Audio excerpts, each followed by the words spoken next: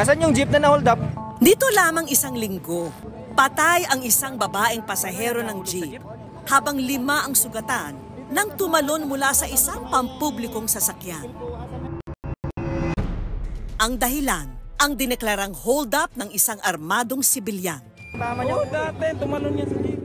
Ang insidenteng ito, hawig sa nangyari kay Techi. Kamakailan lang kasi, nag-viral ang kanyang video kung saan makikita siyang umiiyak sa jeep. Si Techi raw kasi na-hold up at tinutukan ng baril. Alas 11 ng gabi noon, nang pauwi si Techi at iba pang mga pasahero, sakay ng papasaherong jeep. Nang makarating sila sa bandang Marikina. Nung una, ang signal niya is mabilis daw yung andar ng jeep. Maya-maya, inulit niya. Kuya, gusto mo bang mamatay yung mga kasama mo? Ang bilis mo magpatakbo. Tapos bigla niya akong ginulat na. Hold up to! Akin na yung gamit nyo! Akin na yung cellphone mo! Pero ang good news, sa kalagitnaan ng pananakot ng hold-upper kay Techi, may isang good Samaritan na naglakas loob agawin ang baril. Dahil ang baril daw ng ikasa. Pege yung baril mo! Nahalata niyang pege pala. Nag-aagawa na ng baril. Pag dilat ko kasi, wala na yung hold-upper. Nakatalon na. Maraming salamat, kuya!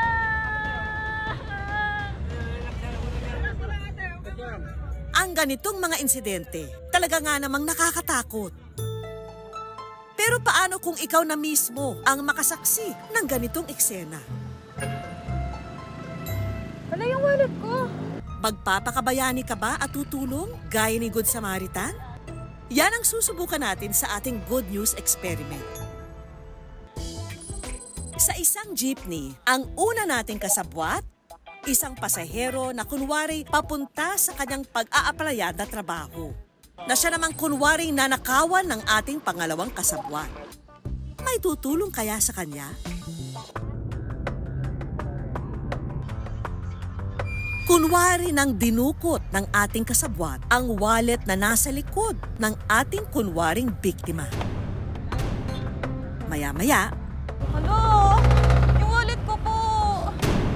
ang katabi ng ating kasabwat, agad naman siyang kinamusta.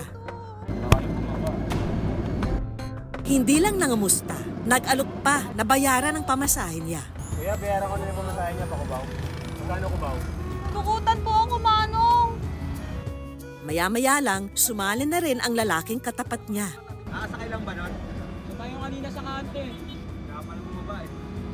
Ang katabi ng ating kasabwat, biglang dumukot sa kanyang wallet at binayaran ang kanyang pamasahe. Binayaran ko na yung Pakubaw. Salamat, kuya. Pagdating mo Kubaw, wala ka ng pera. Ano po? At hindi lang yon, maya-maya lang, nag-abot din siya ng pera. Salamat, kuya. Bago pa bumaba si Kuya, i-reveal na natin yan. Naawa ko sa kanya, binigay ko sa kanya yung pera para makarating siya sa pupuntahan niya. Eh syempre, kailangan natin magtulungan dahil Pilipino, syempre. Ganun lang naman eh. Awang-awa po ako sa kanya. Sabi ko mag-iingat na lang kasi marami ngayong mandorokot. Salamat po sa inyo. Ibahin naman natin ang eksena. Ngayon, imbes na wallet, cellphone naman ang madudukot sa kanya. Yung cellphone ko.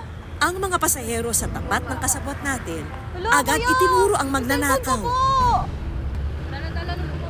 Hello, pupunta pa po ako ng ospital. Hindi ko pa makakontak yung mama ko. Maya-maya lang, may nagpaabot na rin ng tulong.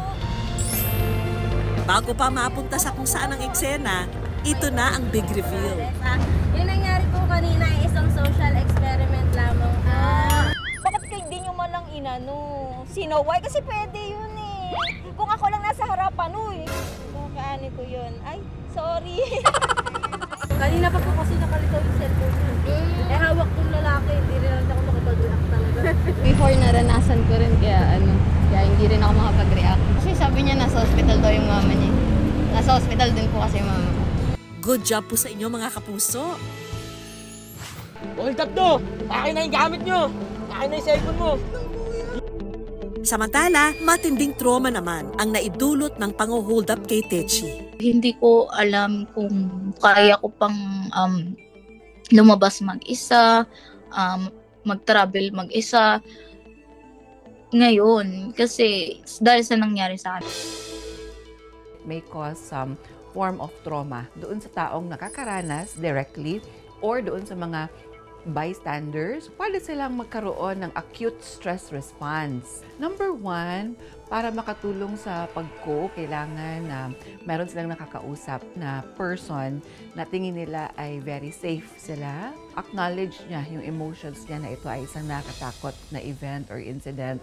Pero paalala ng Philippine National Police, kapag nasa ganitong mga eksena, ito raw ang dapat gawin. Wag po tayo magsuot ng mga bagay na maaaring makaakit sa kanila para makagawa po ng krimen, kagaya po ng ating mga alahas. Iwasan din po natin yung paglalabas ng ating mga gamit, kagaya ng mga cellphone. Pag nangyari naman po yun, at di nga po natin maiiwasan pag nangyari na, ay wag na po silang manlaban, no? Wag na po natin ilagay sa alanganin yung ating buhay. At pagkatapos po nun, mag-report po tayo kaagad sa pinakamalapit na police station. At unang-una, pinaka-importante sa lahat, tandaan po nila yung itsura ng ating mga perpetrator. Para nang sa gayon, kung wala man po CCTV, madali po nilang ma-describe sa atin at madali po nating makilala. Mga kapuso, paalala po, sa anumang sitwasyon, mali ang magnakaw at magbanta sa buhay ng iba. Kaya ingat-ingat po sa kalsada. At sa oras ng pangangailangan, sikapin nating tumulong sa kapwa kung kaya.